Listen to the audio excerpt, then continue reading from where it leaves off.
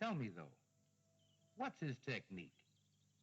That last strike, it seems invincible.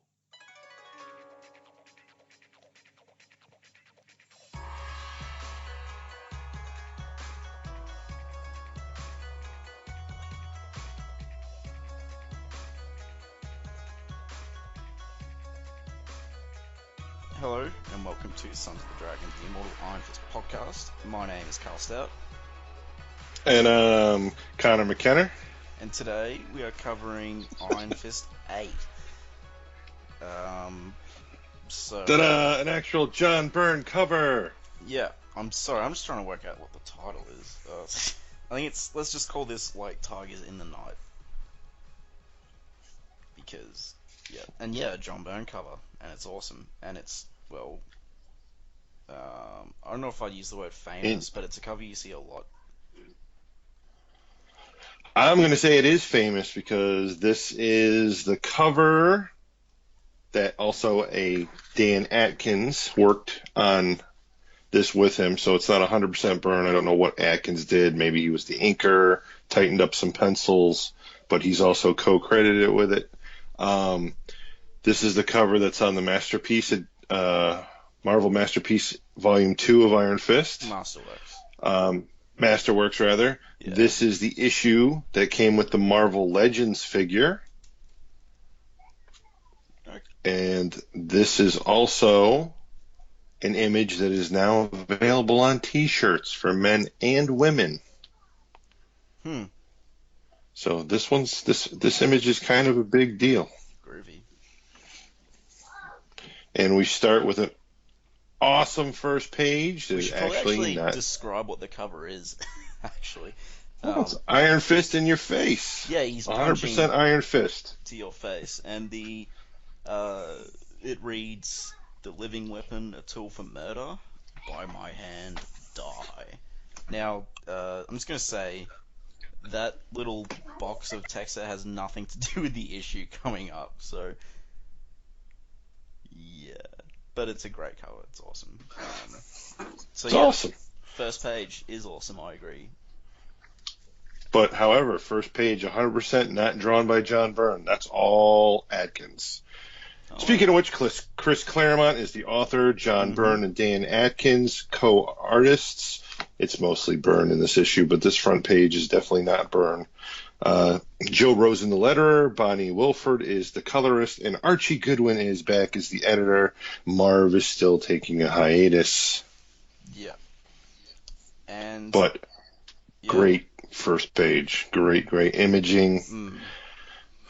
So so basically what you got is you have Iron Fist with the clenched fist. He's sort of looking off to the side, but within Iron Fist is a picture of what's going on. It's in a subway, and it looks like these people are getting mugged by this gang with tiger emblems on the back of their jackets. Correct. Yeah, that's the best way I can describe it. I guess it's confusing, but yeah, some of Iron Fist. What's going on here? Who are you guys? And what do you want with us? Yeah, he looks pretty scared. Okay, so go to the next page. So yeah, these guys are pretty much being jerks. They're on their turf apparently, the Golden Tiger turf. I like how it starts off with the Asian guy who is also wearing a matching necklace to his jacket design. Fires off with a white slur, calling him Anglo. Wow. Listen here, Anglo. Watch your mouth. Oh God, I'm so offended. And basically stating it's Golden Tiger territory, and that if you're going to be here after the lights go out, you're either not going to stay healthy or you're going to pay. And so then luckily a cop shows up. And he proceeds to just whip out his gun and go, they're not paying anything. Put your hands up and your body's up against that wall. And then one of the gang members throws a shuriken and slashes his wrist with it. and he I'm very pulls the proud gun. of you for pronouncing that properly, by the way. I mean, it's pretty, like, common, well-known thing, so, yeah. And then anyway, so the cop gets knocked out by, the pig gets knocked out by this gang member, and... Who then goes for his gun. Yep. And he's about to shoot him in the head and finish him off when Iron Fist comes just crashing through, literally kicking him in the face. Up over the turnstile. Yep, screaming, "There'll be no funerals, Butcher, except perhaps for you." Dun, dun, dun. Which is really Iron Fist talking out of his ass, because he's not going to ever kill anybody. But it is quite impressive as he's kicking that guy in the face and taking a bullet through the ankle at the same time. Well, he's not going to kill anybody for like 25 years. But he'll start killing people at some point, so... Yeah. They don't really make a thing out of it, though. He just, like, starts to kill people. Not, like, all the time, not like Punisher, but sometimes he'll just kill someone and they won't really make a big deal out of it or anything. But, anyway. Fantastic full page, Yes. John Byrne at his finest. Followed up by another full page of what John Byrne does exceedingly well, an action shot with Iron Fist mowing through the entire gang, all in action sequences going from point A to point B. Yeah. There's actually 1, 2, 3, 4, 5, 6, 7 figures of Iron Fist on this page as he flips and jumps and kicks and punches his way through this entire gang. Yeah. And, as the tourists look in horror and the cop is up against the wall holding his slit wrist from the throwing star. Now, Iron Fist does screw up because he apparently lands on some newspaper, which makes his footing slip, and one of the gang members does get a shot in with his odd-shaped sword. And it does mention that the only reason Iron Fist found these guys is because he's pretty much just been roaming New York. It was just luck that he found them. He didn't know they were going to be there or anything, because he's just trying to get to know this city that he's sworn to protect, which happened off-panel, I guess. He's Batman. Yeah. I mean, why? Whatever. Anyway, so, yeah. Geez, New York's a big city to learn by foot. Oh, yeah. Like, he's really lucky he stumbled across this, actually. Although, I guess, how many superheroes in New York? I'm sure someone would have stumbled across this, because it's just, like, chock full of them. You'd swear there's more superheroes than citizens in New York. Lots of costumes in New York. Yeah. So this guy stabs him in the back. Iron Fist quickly remedies the situation, almost breaking the guy's arm as he punches him in the face. Another of the gang member is just in awe that, these are the best of the best that the Golden Tigers have to offer, and Iron Fist just mowed through them like they were children. Yeah, and Iron Fist makes note to himself to not lose his temper. He only needs to subdue them, not cripple them. Mm-hmm. And then I say, cripple them. Go ahead, Danny. Seriously. You'll be beeping that out later, Mr. Potty Mouth. So, while he's not paying attention, the train shows up because he is on a subway station. So the subway rolls in, he gets distracted, and one of the slightly less wounded guys sees his opportunity to Sparta kick him in the chest, sending him into the subway, where he kind of sticks to it like glue, taking him in the direction that the subway is going just in time for him to smack off against the wall. Yeah. Or one of the girders holding up the roof of the subway station. He falls to the ground, thinking that he needs to get up quickly to make sure none of these guys escape, but unfortunately the subway doors open, and he is now completely surrounded by civilians getting off the subway, and all he can do is pretty much not get trampled by them. Not get trampled, not even try to get up, apparently, but watch as they all slip away. I mean, and then we shoot to his... Yep. Go for it. Sorry, it'd just be pretty hard to get up if you're getting trampled by a bunch of New York people, probably on drugs because it's the 70s. So, I mean, look at that. Look at those pants. Look at that chick's pants with the flames. Those are awesome. Tell me she's not hot. Actually, If it she might left even be a dude. Who knows? You are correct there. Also, it could be. Since we cannot see anything above, the knee, it's a crapshoot there. It could be either. Yeah. So now we are outside. All the reporters and subway And they mentioned are surrounding the subway. It's been just a really slow news day, so everyone is here because there's just like nothing else happening. So all the neighbors are here. Peter Parker is here, and much to Wearing Mary a Captain America shirt. Much to Mary Jane's disdain. That was actually during the Spider-Man comics that were running while this was running. That was like a plot thread, is that Mary Jane was always getting peeved off because Peter was always turning their dates into like some ridiculous, Spider-Man / Daily Bugle thing. Just a bit of trivia for you guys there. Unless I'm wrong, then just tell me I'm wrong by contacting us. That'll never happen. If no one contacts us, then I guess I'll just have to assume that everything I say is right. So that's right. Yeah, no, I'm just completely correct all the time, I guess. And your favorite police officer in the world is there? He's your favorite too. No, he's not. He's just so useless. Even the way he's drawn, he just sort of looks. He's pretty generic. Yeah. Oh yes, Iron Fist. Ugh. Yes, Lieutenant Scarf. Thank you for my lemon pea tea that I'm not even sure contains water, elitist. See, he can't even make a cup of tea.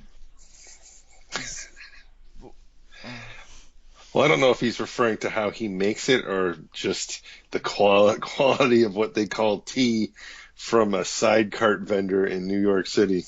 I hope he's in the Netflix series, because if he is, they'll definitely make him less bland than he is here. And although to any Raphael Scarf fans, I apologize. Because maybe he gets better later on and I'm just forgetting. That's a possibility. But I'm pretty sure he rolls into the Power Man and Iron Fist series, doesn't he? I remember him being in it. I just can't remember how much he I just can't remember much of what he did. So yeah. So we've been greeted with a Peter Parker guest appearance, and then we have a Captain America shirt. Yeah.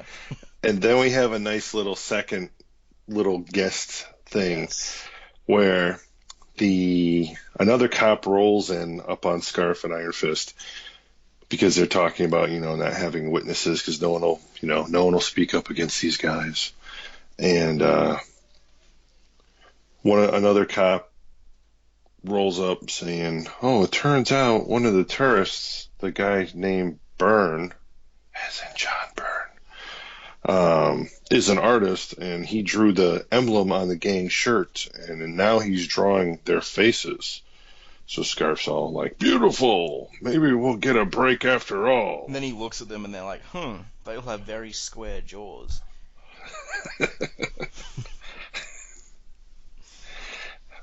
I thought he said they were Asian. Well, that's racist, Karl. I'm just saying. All these chiseled guys. Yeah, John Byrne style.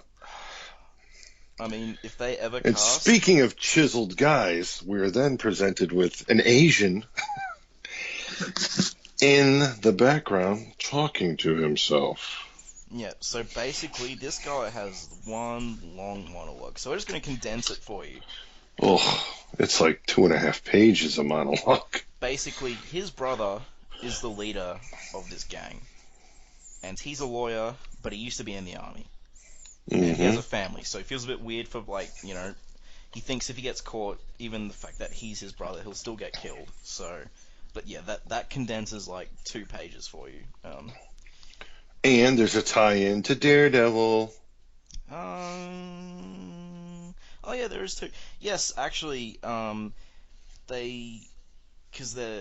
after this guy is sneaking into the place and following this chick, it goes to the gang leader and his group, and they say that Mafia chieftain Rufio Costa was, like, arrested.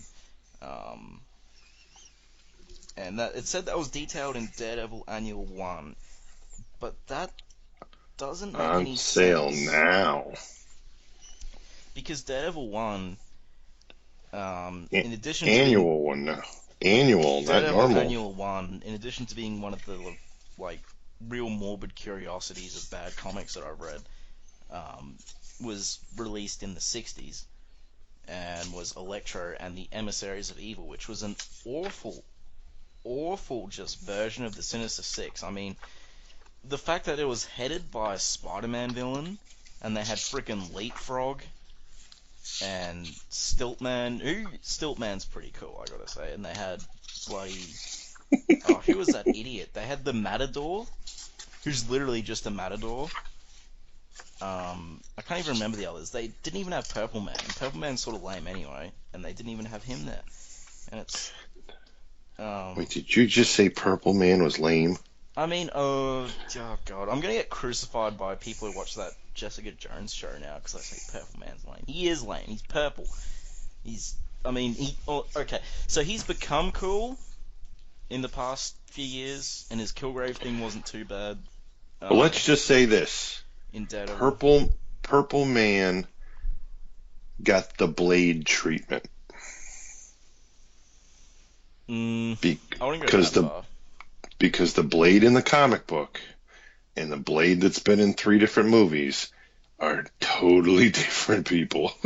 Well, the Purple Man and Jessica Jones isn't that different, really, than, like, the recent comics. Well, by recent, I mean, like, 80s.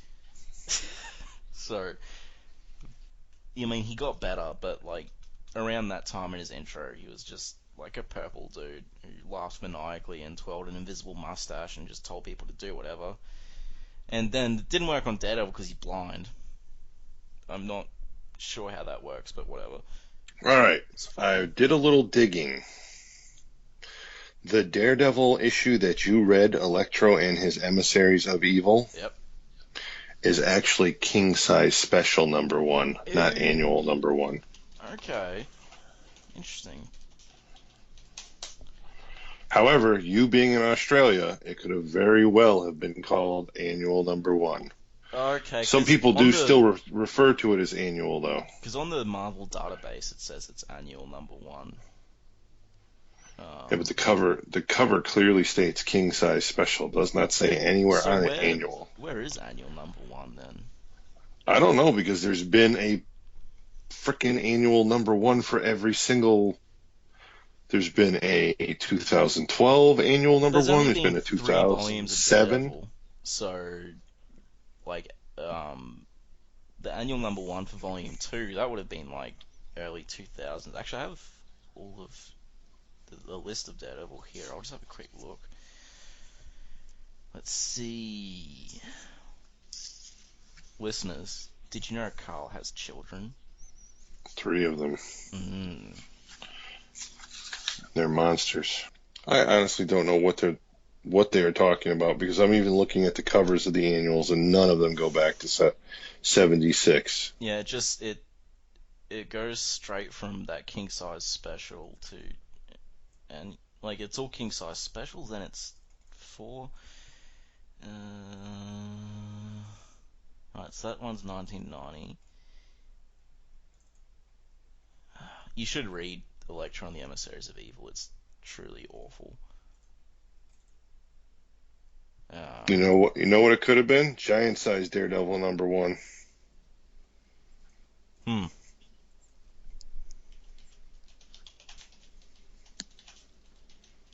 Which was a double issue. They reprinted Electro and his Emissaries of Evil in it, plus on some new storyline. When was that? Because that's at least 75. Okay, yeah, that could be it. And there's no next issue, apparently, so... Yeah. Well, that's that mystery solved. Thanks. Alright, who wrote this little box? Who did it? Archie. Had to be Archie. Archie is no Marv Wolfman, apparently. Archie, you're in trouble, mate. You are in deep doo-doo. If you are still alive, we are going to write you a nasty email. Oh, is he dead? Wow, I didn't even know. I don't know. I have no idea. Well, I mean, we'll find out. This is one hell of a tangent. So I looked up the Archie leader. Goodwin, Okay, yes. and it just took me to the basketball player. So. Yeah. So the leader of this gang is talking about how they've slowly been making their niche, and they're going to take over, and they're going to be the big ones. And then he even drops like, no wheeler dealer Ward Meacham and his niece Joy, and especially not Iron Fist. They're going to mess with us. So not only is Iron Fist pulled into this mix, but the Meachams are also. Yeah. And then out of nowhere, the girl that the brother followed speaks up saying that, us girls have been training and we can fight as good as any man, this, that, and the other thing, and we should be out there with you, which infuriates this crime lord leader who's in the shadows, and he basically backhand slaps her. She screams at him, Chaka, no. And he goes, if you were the martial artist you claimed to be, you would have blocked my blow easily. Now shut your woman's mouth and get out. Well, this is a society I can get behind. See, now we'll get hate mail because people will be contacting us. So. No, people still won't contact us. Okay. We might be mentioned on some blog about how awful we are. And then we cut back to Chaka's brother, the one who snuck in to see all this, saying, I'm sorry, Robert, but this must stop. So apparently Chaka's real name is Robert. And then from out of nowhere, and I don't think we ever find out who says this, it says, evening, Mr. Ho, looking for your brother? And we then don't it goes... find out. Like, I was waiting the whole issue. And we don't find out. So, I don't know if it's deliberate, but the obvious parallels between this guy and the Kunlun Society, their way of like not letting women fight. Yes, very similar. I'm not sure if like that's especially parallel between Kunlun or if that's just their like commentary or something. So then we go to a misty scene. I'm just kidding, guys. Don't worry, it's not a misty scene. We go to stately Wayne Manor. Well, no. It's 100 blocks from Chinatown to Riverside in the 80s. Alright.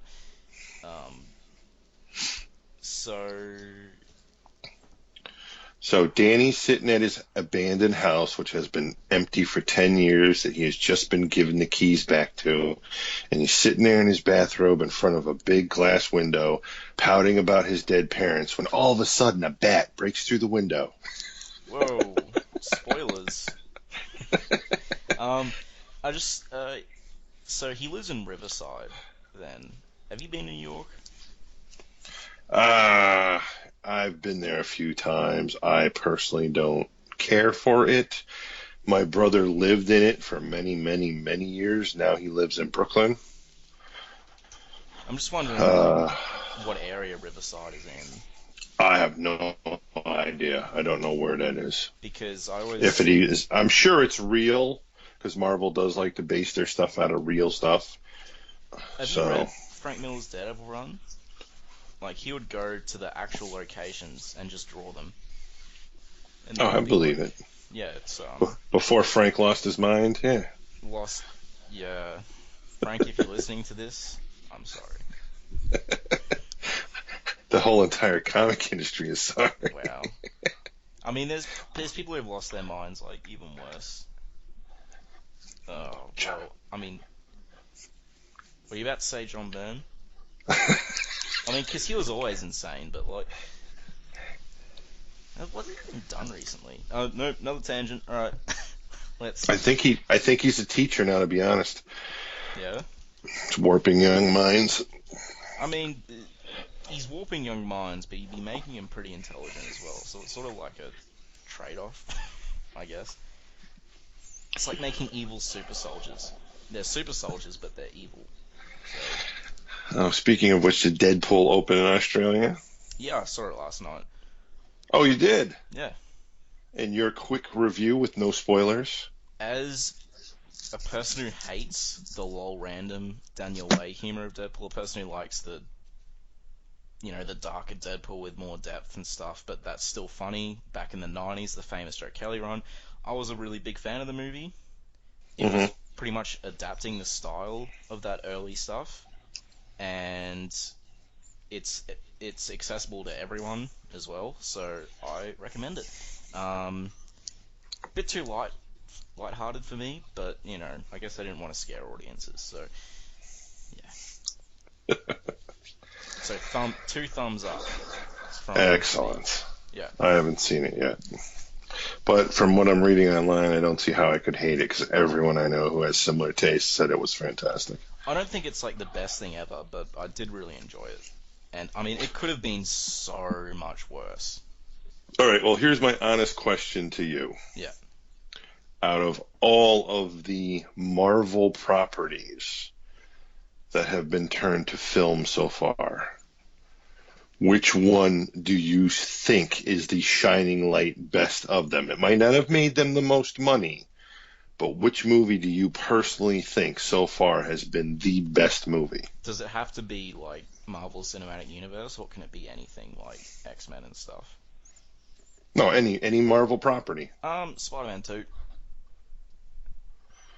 Spider-Man 2. Love Spider-Man 2 is fantastic. The Doc Octopus story, Yeah. just unreal. By far, I will say this, I think it's the best picture Sony has done.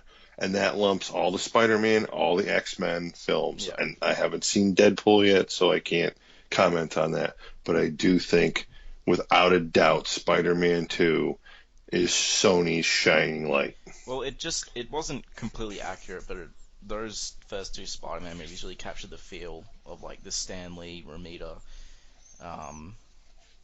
like era. And No, definitely. And the third film crapped on everything. I thought it was still enjoyable, but it was just nowhere near as good as the first two, which I think is why people hate it so much. They put too many people in it, and from what I understand, they wanted to put even more people into There's it. a lot of executive meddling, essentially killed it, usual stuff. Yeah. But for me, I mean, I loved Guardians of the Galaxy. I thought it was fantastic. I loved Ant-Man. I couldn't believe I walked into that one expecting nothing, dude, because the trailers stunk so bad for that film. And I mean, even my wife was blown away by Ant-Man.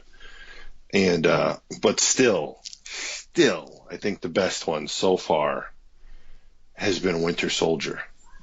The spy / espionage, it's like straight out of the late 70s, early 80s type film. It just hit all the marks. It had the action, it had the fights, it had the story, it had the good acting, it had the special effects. Yeah, I see. I loved the Captain America bits of that movie, but to be honest, I walked out of the theater with a very sour taste in my mouth. Really? Yeah. It's because there were so many things going on in the movie, and they weren't really sure, like, was it focusing on Bucky? Was it focusing on the whole, like, espionage shield thing? Was it focusing on Cap?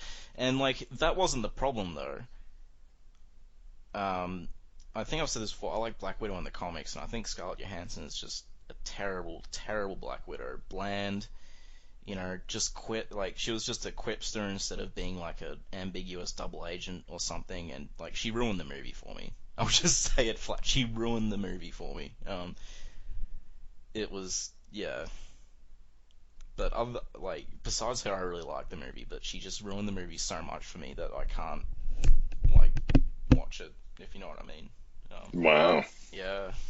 You just hate women, don't you? Oh my god, I do not. I liked Colleen. I've said that so many times. All right, so back to the actual comic we're reviewing here. Yes. So Danny's at home, in his home that he hasn't been in over 10 years, technically 12 years. And he's miserable. Every corner has a memory, but he doesn't feel like it's his home anymore. And the memories are actually, getting him down to the point where he breaks down and loses it on the steps. I mean, it hits home, pun completely intended, when because he's wondering, like, this is the first time he's really been back from Kunlun, if you know what I mean. It's the first time he's just sort of, like, been in his old house, and he just can't really handle it. And not because, like, oh, my parents are dead, but... Well, that's part of it. It's sort of like that, but it's a bit more. It's the first time I think he's, like, sort of just realized. I think he's just, like, sitting down and taking everything in, now that he's back at this old house, and he's just, all these memories of him being 12 is coming back that he didn't really remember before, if you know what I mean. It's hard. And discussing about the information he found out that possibly UT had something to do with his parents' death, and he didn't deny it, so he's confused with that too. I mean, he's confused about everything. Like, he doesn't know what's what, really. He might need a strong, handsome, powerful man to show him the way. And another great full-page memory flashback wash. And it's done by John Byrne with 3 little blocks of what he's going through while remembering and the memories his parents dying. The memories are done in Gil Kane's style. If I'm like, it seems like John Byrne did his best to, like, capture the style of, like, the Marvel Premiere 15. Which I liked. It's not just, Oh, young Danny's face on that page looks like a direct copy of what's in the issue. Yeah. And there's Meacham, just being a classy guy as usual. Yeah. With his mustache. I mean, you give him the mustache. I know we covered this, but you give him the mustache, he's got to be evil. And then we are presented with a full page of Joy Meacham, now in her lavish apartment, which used to be the top 2 floors of, like, the Game of Death Tower that Danny fought his way through, has now been totally redone. Yep, it looks nice. And Joy is kind of doing some digging on her own and finding out that pretty much her uncle and even her father might have been a bit of a douche. That lamp and that painting look like they're from Krypton. That lamp, I think, is from Sears. But yes, that painting. Wait, so Krypton did their shopping from Sears? Well, so that's why Sears was in the movie. Okay, it all makes sense now. Yeah. The real question should be is, where did Davros get that snazzy tracksuit suit? I mean, I do want to spin off Davos issue about him, like, assimilating and just, like, buying clothes. It'd be great. Give me all of your wares. You have to give money for that. So Joy has basically put Davros on a quest to do a little digging himself on some information that she has found out to see if her uncle is up to a bunch of bad, illegal deals. I mean, she was in the room when he was doing, like, really bad stuff, like planning murder, so... Yeah, this shouldn't really be a shock to her. But again, it was trying to murder Iron Fist, so... that is something they're both trying to, at one type, go for. Oh, that makes it okay. Yeah, sure. I mean, just, like, planning murder. And it's like, anyway. So then we have a very interesting double-paged spread that not only is double-paged, but it's double-storied. From left to right, the top story is going in conjunction with the bottom of the 2 pages also going left to right. We should probably point out, that Davos has pledged his service to Joy because Joy swore to help him kill Iron Fist, and until that's done, Davos will be in her service. Yes. Yeah. But yeah, no, as Carl said, there's this 2-page spread, and like the top and bottom panels are happening simultaneously because they're divided in the middle by a bunch of clocks, which is showing the time. Mm-hmm. And like, yeah. And the top section of these 2 pages is basically we find out that what Danny needed to get prepared for when he was back at the house, because he had his suit and his Iron Fist outfit laid out on his bed, was that apparently today there is a big meeting. Misty is there. The lawyer is there. They're getting ready. They're a little bit nervous. Misty's fixing his tie. They're heading in. And who do they meet? Ward Meacham. What's going on there? Meanwhile, on the bottom page from left to right, we have the Golden Tiger Gang meeting, getting together, going into the Meacham building, going in through a back door, and then putting on separate outfits. And we see apparently Robert, I believe his name was, putting on his Chaka mask.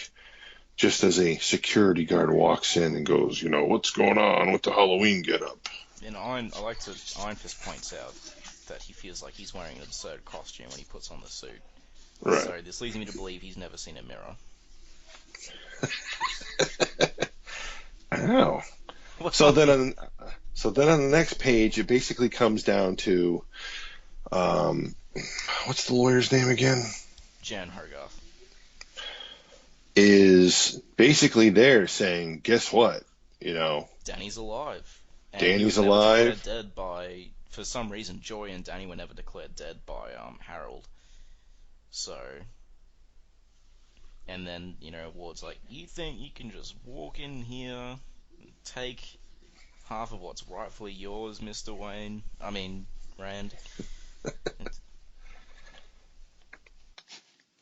And again, the bottom half of the page is while this basically saying, he's alive and he owns 55% of this company. Yeah. And at the very last panel of that, someone's kicking in the door, and Danny, I'm not supposed to be Iron Fist, is yelling out loud, "Heart of the Dragon." The bottom of the page, we see the security guard who walked in, making the crack about the Halloween costume, getting a karate chop to the neck.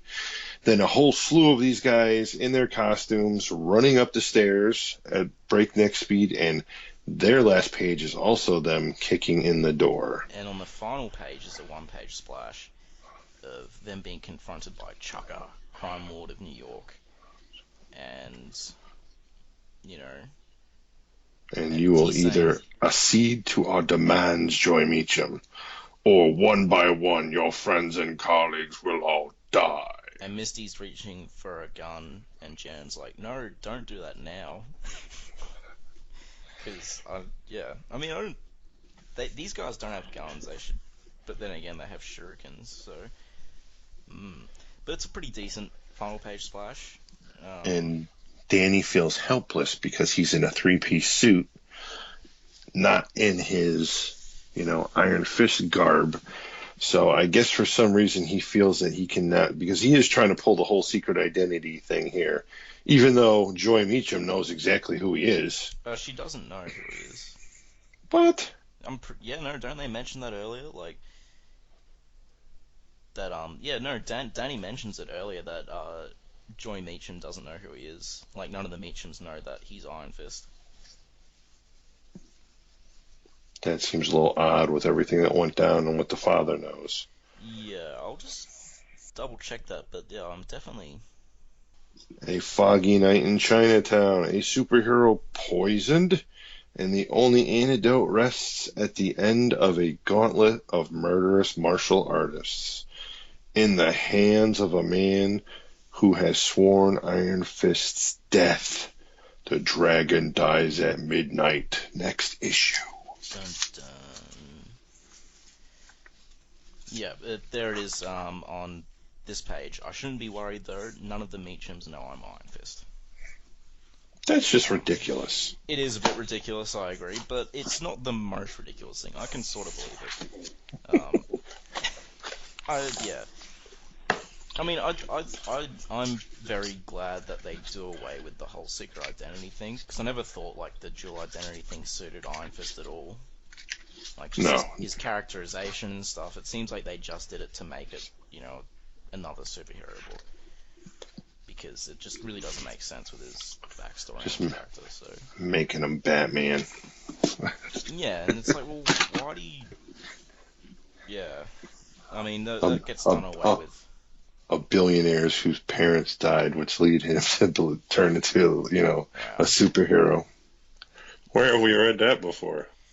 Superman? Or was it Spider-Man? It was one of those two, right?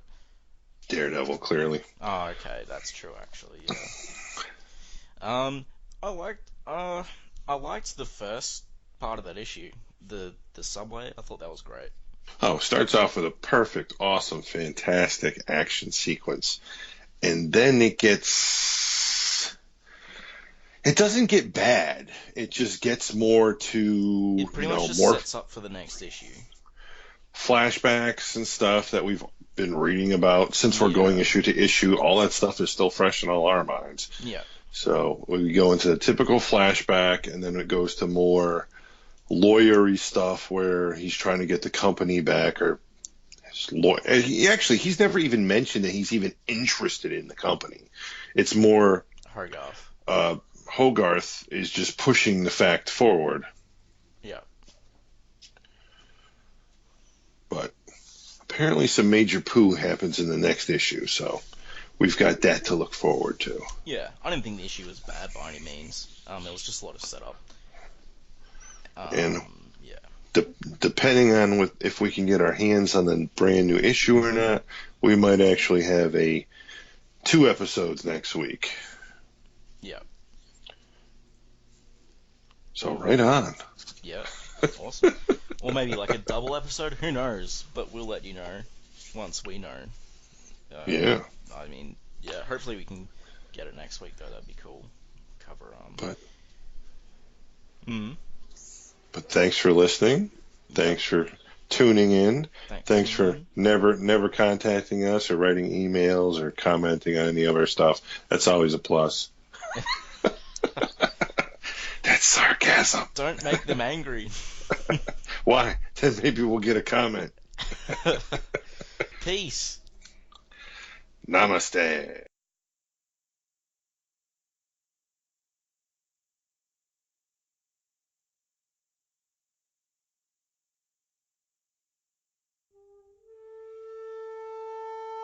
Iron Fist and all other characters in these comics are properties of Marvel and Disney, and any music or images we use belong to their respective copyright holders, and we do this for fun, so please don't sue us.